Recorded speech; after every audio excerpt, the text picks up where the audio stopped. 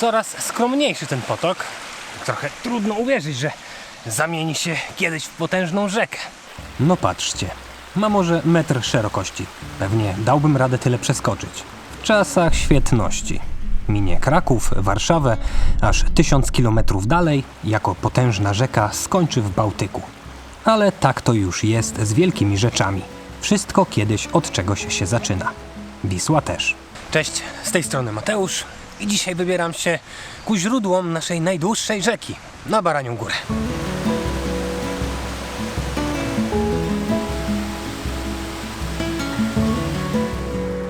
Rześkie te wiosenne poranki, no i taki szum wody to będzie mi dzisiaj towarzyszył przez dłuższy czas. Widzę, że tam piesek mi też towarzyszy. On pewnie przez jakąś krótką chwilę. Jak się odwrócę, to się zatrzymuje.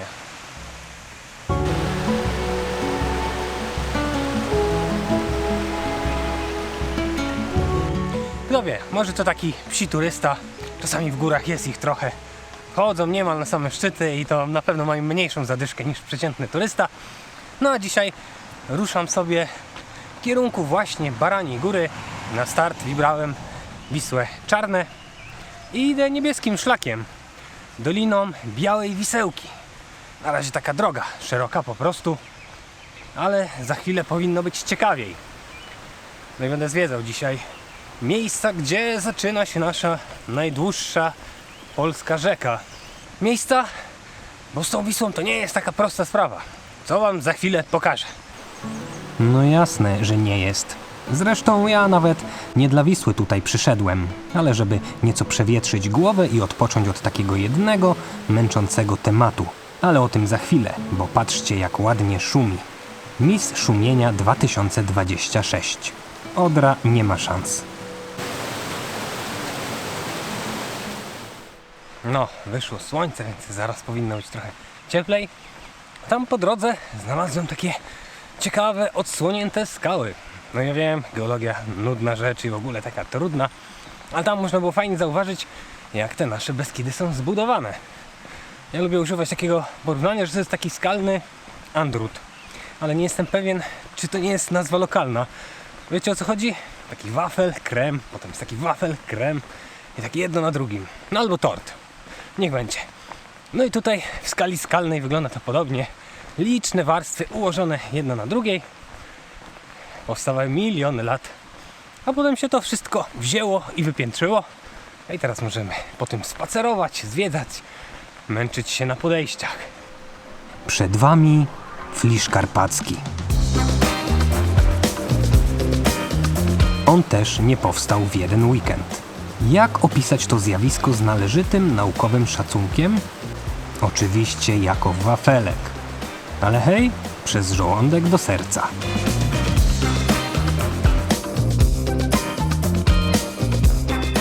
Całkiem przyjemny ten początkowy odcinek, no bo równa droga, bardzo delikatnie do góry, szumi sobie rzeka, no i wyszedłem w miarę wcześnie, więc jest też bardzo spokojnie.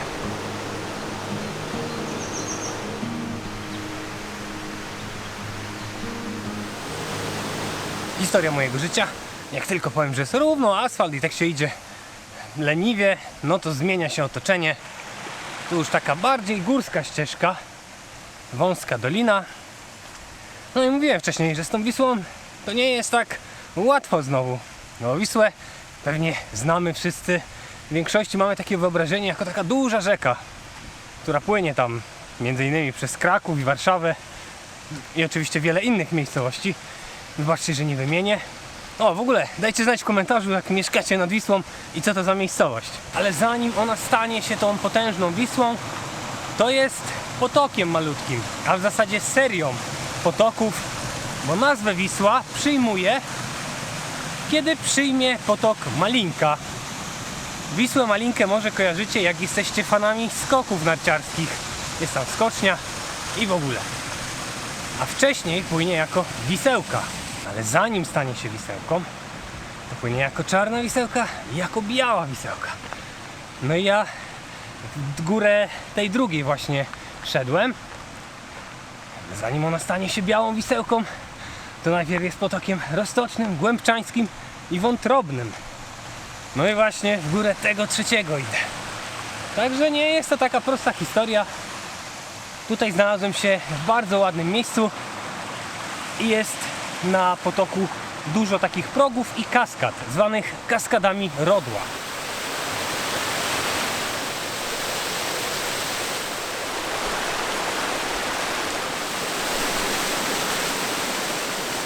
Jest tych kaskad tutaj kilkanaście i poza tym, że głośno szumią, nie wiem czy mnie słyszycie, to robią naprawdę bardzo ciekawe wrażenie. A dlaczego nazywają się kaskadami Rodła? A to za sprawą takiego znaku, tutaj go wam wrzucę, takie kanciaste S albo odwrócone Z, które ma symbolizować właśnie bieg Wisły z zaznaczonym nawet Krakowem. To jest symbol Związku Polaków w Niemczech, którzy w latach przedwojennych nie mogli posługiwać się naszym godłem ani symbolami narodowymi, więc ten symbolizujący właśnie bieg Wisły spajającej Polskę, no użyli jako swojego właśnie takiego symbolu. Patrzcie jak ładnie.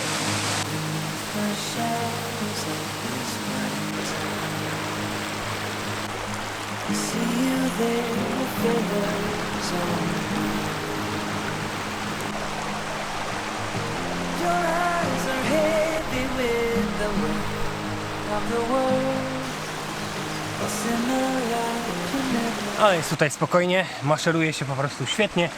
Towarzyszy mi tylko szum wody, no i niekiedy śpiew ptaków. Delikatnie szlak wznosi się do góry, nic trudnego. Gdyby było to coś trudnego, na pewno byście to słyszeli po mojej zadyszce. Więc spaceruje się przyjemnie. Myślę, że jeszcze nieco ponad godzinę do szczytu Baraniej Góry. No i tam powinny się pokazać piękne widoki.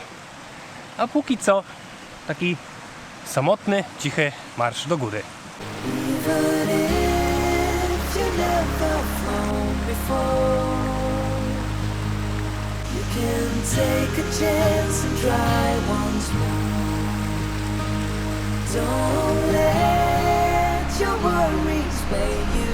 Coraz skromniejszy ten potok.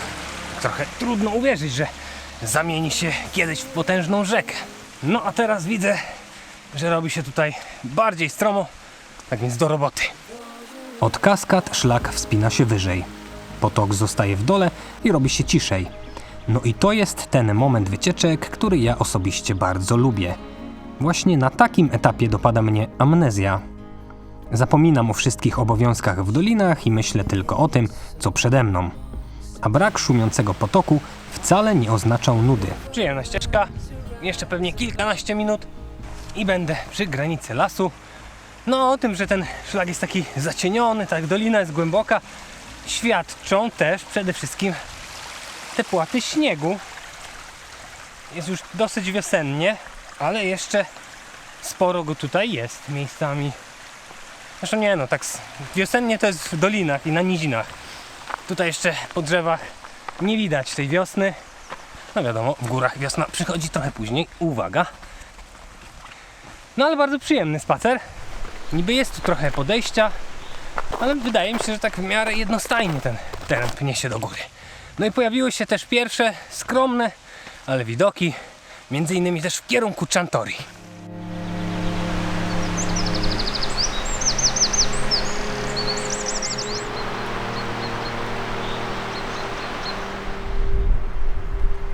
Widoki widokami, ale i marsz przez las ma swój urok.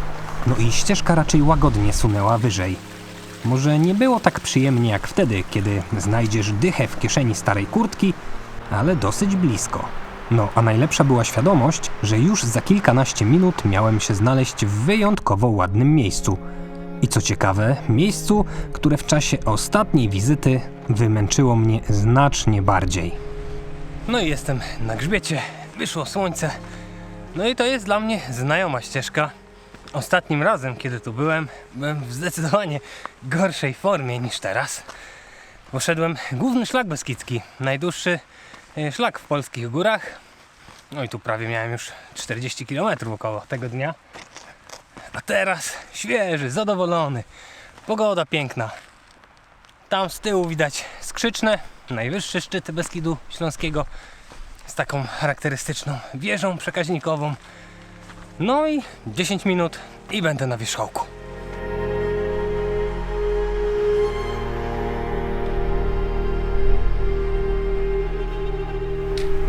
Kiedy przechodziłem główny szlak beskidzki, postawiłem ponad 790 000 kroków.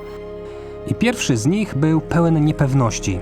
Z czasem jednak kroki stawiałem już mechanicznie, wyszukując za każdym zakrętem nowych... Nie jest dobrze. Widziałem gigantycznego niedźwiedzia. Przygód. Ale tak to już jest z wielkimi rzeczami. Wszystko kiedyś od czegoś się zaczyna.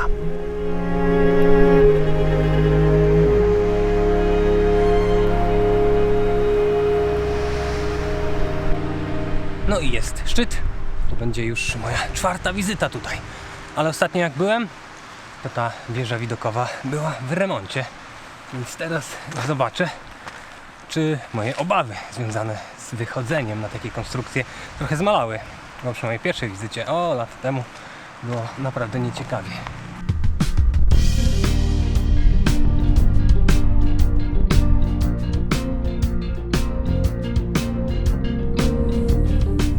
Nigdy nie przepadałem za takimi konstrukcjami, gdzie pod stopami jest kratownica i widać wszystko te kilkanaście metrów przestrzeni. Ale w porównaniu z moją pierwszą wizytą tutaj jest zdecydowanie lepiej. No, widoki są fenomenalne, tylko popatrzcie.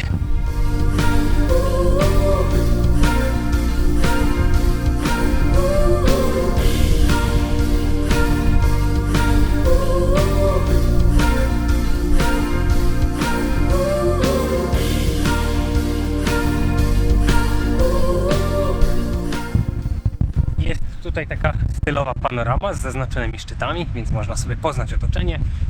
No a po tamtej stronie rzucają się w oczy przede wszystkim Czantoria i Równica, czyli dwa ostatnie szczyty na trasie głównego szlaku beskidzkiego, albo pierwsze, jak się zaczyna z tej strony z Ustronia. No a na horyzoncie Beskid Żywiecki też jest piękna Babia Góra i bardzo niewyraźne Tatry, ale stąd też da się je zobaczyć. Do I just say it now? Wanna be closer? When you just try me out? Two souls, different directions, same hope, different perspectives. I'm trying. I know you're trying, baby. I tak wygląda ta wieża od dołu. Jest tutaj sporo miejsca. Są też takie ławeczki, można się rozsiąść, coś zjeść i pooglądać widoki. Tutaj ich nie brakuje. No ale zrobiło się dosyć rzeźko. Znowu musiałem ubrać kurtkę, zasłonić koszulkę. Swoją drogą możecie ją kupić w sklepie. Te z długim rękawem, z takim motywem geometrycznym przedstawiającym góry, jest w sklepie. Podlinkuję, gdybyście chcieli taką mieć. No a tutaj idzie też ścieżka dalej. Można ruszyć przynajmniej częściowo kawałek głównym szlakiem beskidzkim w kierunku schroniska, Przysłop pod Baranią Górą. A idąc dalej dołączy się do czarnego szlaku, którym można właśnie zejść doliną Czarnej Wisełki. I to jest taka klasyczna wycieczka do źródeł Wisły. No a ja w planach mam dzisiaj inny rodzaj wycieczki. Idę sobie w tamtym kierunku, w kierunku widoków, więc zapowiada się fantastycznie. Czarna Wisełka wygląda tak. To kilka klipów z ostatniej wizyty. Miło stać na szczycie, który jest obszarem źródliskowym naszej najdłuższej rzeki. I tak, ja wiem, może nie wygląda tak jak w Krakowie czy w Warszawie, ale tak to już jest z wielkimi rzeczami. Wszystko kiedyś od czegoś się zaczyna. I naprawdę, ja znam więcej miast niż te dwa. Serio. No to drogę. Też czerwonym, też kawałkiem głównego szlaku beskidzkiego, ale w drugą stronę, według tej tabliczki 460 km. Na szczęście tym razem idę znacznie krócej, tylko taki kawałeczek, a później sobie odbiję. Bardzo ładnie widać Skrzyczne, gdzieś tam też na horyzoncie cały Beskid Mały. No i jest spokojnie, cisza, więc tylko spacerować.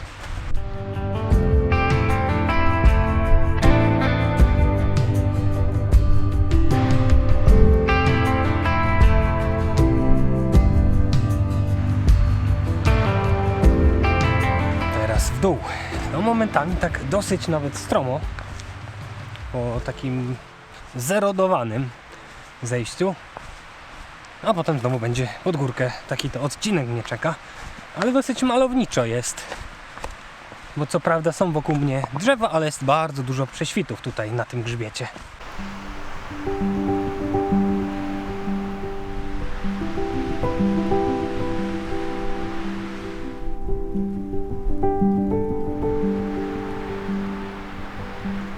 I teraz pod górkę. Tam zostawiłem za sobą już Baranią Górę. Teraz podchodzę na Magórkę Wiślańską. I to właśnie tutaj rozstanę się z tym kawałkiem głównego szlaku beskidzkiego. On sobie ucieka dalej. I będę maszerował zielonym. Postaram Wam się wrzucić do opisu link z mapą, żebyście mogli te wszystkie zmiany kolorów sobie prześledzić graficznie. Ale nie wiem kiedy, bo nagrywam ten film pod koniec kwietnia.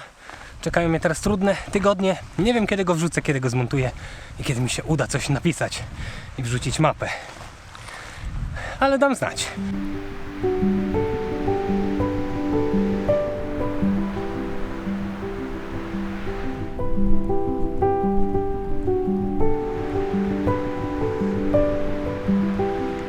Skrzyżowanie szlaków. I nie kłamałem. Czerwony tutaj odbija do Węgierskiej Górki, a potem dalej ku przygodzie do Wałęsatego. Ja idę zielonym, ale jeszcze dosłownie kilkanaście minut. No bardziej pewnie kilkanaście. I tam odbiję sobie szlakiem żółtym.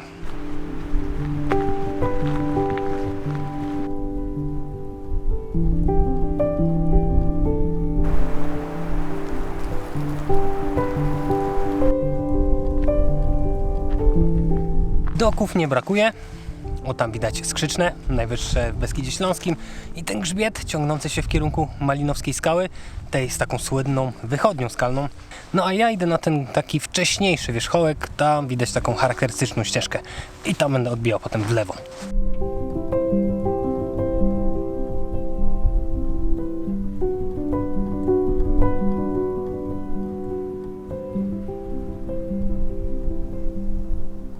No, jeszcze parę lat i pewnie w niektórych miejscach widoki znikną całkowicie.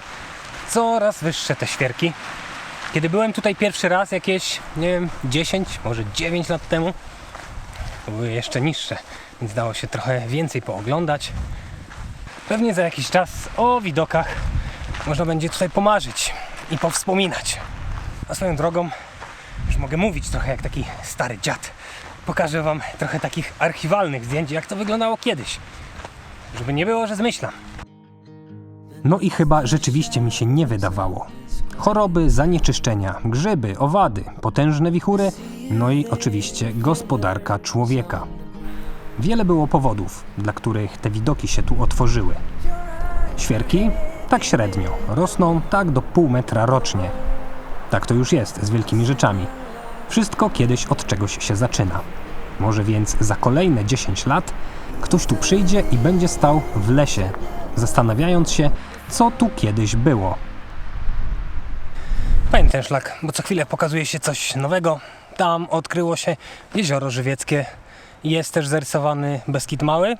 No i oczywiście też Skrzyczne pokazuje się. No ja ruszam na ten Gawlasi, bo to tam właśnie mam odbić żółtym szlakiem.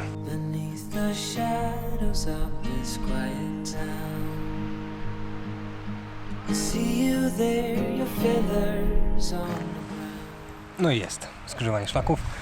Nie mam okularów, bałem się, że nie przeczytam, co jest tam aż tak wysoko, ale się udało. Jakieś 2 godziny 15 minut do Wisły. No i takim w zasadzie spokojnym spacerkiem teraz będę sobie maszerował. Even if you never flown before, you can take a chance and try once more. Don't let... Gdybym kiedykolwiek trafił w górach na jakiegoś takiego górskiego dżina, nie wiem, potarłbym kamień w Chochołowskie i on w nagrodę, że go uwolniłem, obiecałby mi idealne, wybrane przeze mnie warunki w górach, to te, które są dzisiaj, byłyby wysoko na mojej liście. Bo jest błękitne niebo, są jakieś białe obłoki, nie jest za gorąco. Męczą mnie upały dosyć mocno, więc jak jest takie kilkanaście stopni, a do tego pogodnie, wieje wiatr, no też chce się maszerować. Więc maszeruję żółtym szlakiem w kierunku Cieńkowa Wyżniego, bo to tam właśnie idę i sobie przez taki grzbiet będę schodził.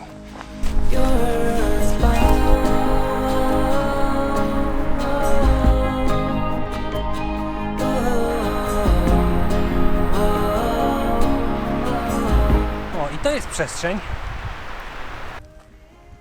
Tam widać Baranią Górę dalej i grzbiet, który się ciągnie. Jest też równica, Czantoria. Pokazuję wam te charakterystyczne, które od razu rzucają się w oczy. No i bardzo taki miły odcinek.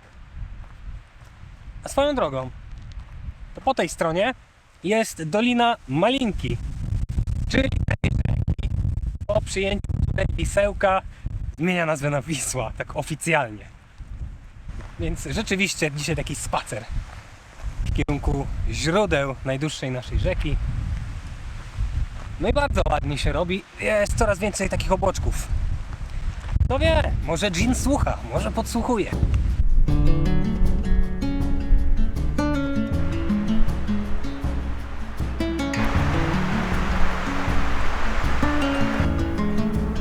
Autostrada, więc idzie się bardzo przyjemnie, a w dodatku tutaj teren sprowadza niżej.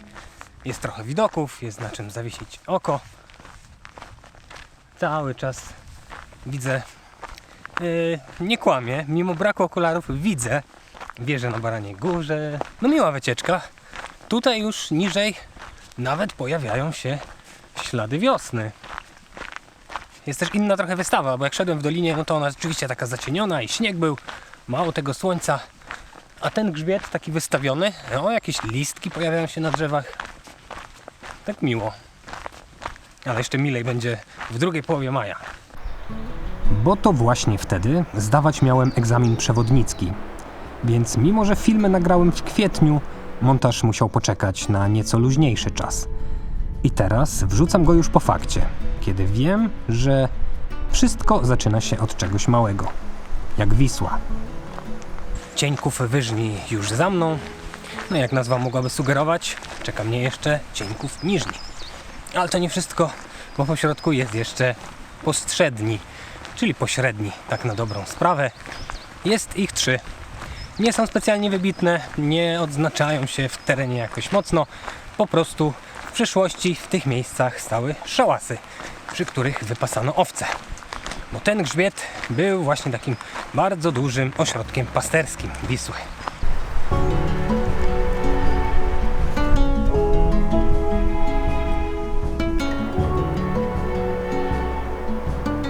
Jest i Postrzedni, a wraz z nim kolejna taka bardzo fajna wiata.